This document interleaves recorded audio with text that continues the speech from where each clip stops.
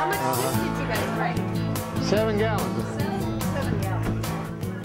I'm Karen Sproles, and my husband Don and I have a food ministry that came about by the fact that we're in the restaurant business. Anytime there's an event here, we often bring the food because that's what we do for a living, so it's frankly fairly easy for us to do. That's good. You gave up salad for Lent. No, I can't do salad. Sometimes when people talk about how grateful they are for the things that we do for Good Sam and the food we bring, I think this is kind of cheating because it's what we do every day, but it just seemed like a natural mix.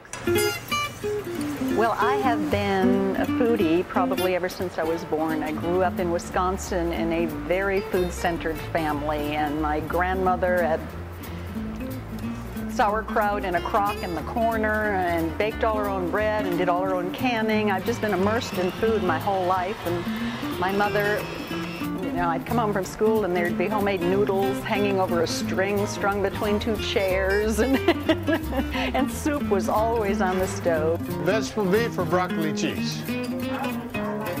Well, then you take then that one must be for you. Years ago, and when Ellis Mayfield was the rector here, we remember a Lenten sermon talking about how instead of giving something up, take something on.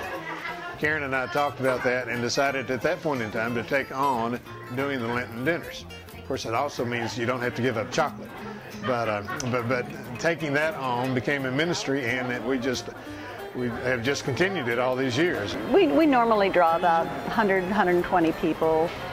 It's a guest the first time, and which is why we got into the other ministry. At times we have leftovers that are still very viable in terms of the quality of the food, and so several years ago we worked with the church and a committee here with the In-Reach program, and they come by on Fridays, pick up what is left because it's good for the weekend, then they deliver it to members of the church, either shut-ins or people who have had a death in the family or whatever reason they may need some help, and it's so pleasing to us for that food to be used instead of going to waste. I really wanted to make people happy with food, and to this day, 29 years later, it warms my heart when customers or people at Good Sam talk about how special they feel because of the food service I provided. What's special about Good Sam? The name, I think, says so much about it. The parable of the Good Samaritan,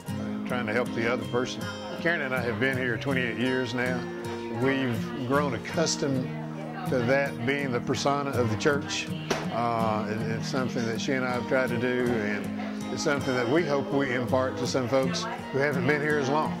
The service to others, service whether it be in-reach or outreach or on the vestry. We've done all of those things, and it's a matter of giving back because we've been blessed.